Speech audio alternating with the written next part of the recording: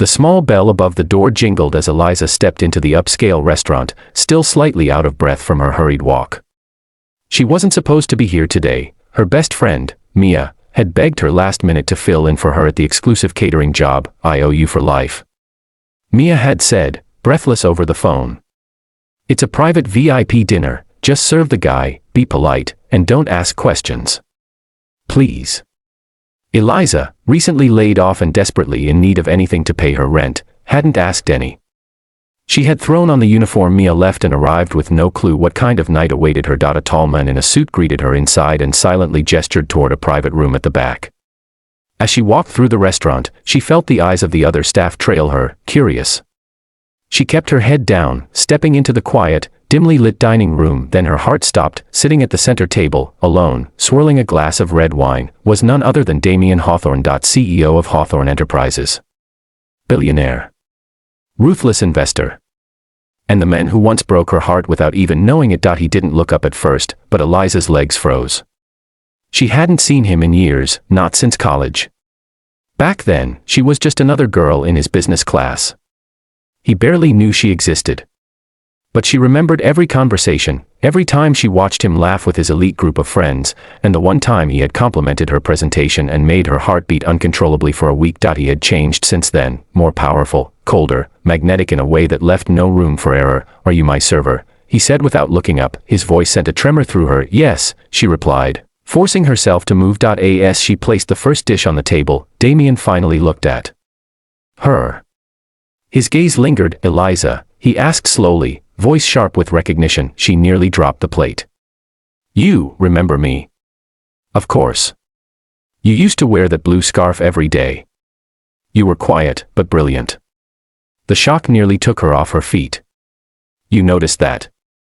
I noticed everything, he said, and she couldn't tell if he was being kind or dangerous. As the evening wore on, Damien kept asking her questions. About her life, her work, why she was here serving dinner when she used to top every exam. She dodged as best she could, but he had a way of drawing out the truth. You're overqualified for this kind of job, he said as she cleared his last course. Why are you really here? I was helping a friend, she said quietly, turning toward the kitchen. Eliza, he said, his voice suddenly softer. Wait. She paused. Would you sit with me? Just 5 minutes. No business talk. Just company. She hesitated. Every instinct told her to walk away, that this was a mistake. But his eyes weren't the eyes of a billionaire CEO right now. They were tired, lonely. Human. Saturday. What started as 5 minutes turned into an hour. He told her stories from his travels, about boardroom battles, and the weight of being admired by everyone but truly known by no one. You'd be surprised, he said, how lonely success can be. Eliza listened, slowly softening. This wasn't the man she thought she knew. Or maybe he was, just buried under a harder exterior now. When she stood to leave, Damien surprised her again. I'm hosting a formal charity event next weekend, he said. Be my guest. I'm not exactly, you're exactly who I want there. She left that night in a daze. Over the next few days, Eliza tried to forget about the dinner. But then a black envelope arrived at her door with a custom gown and an invitation with her name in gold. Despite herself, she went, and once again, Damien didn't just notice her, he made her the center of the room.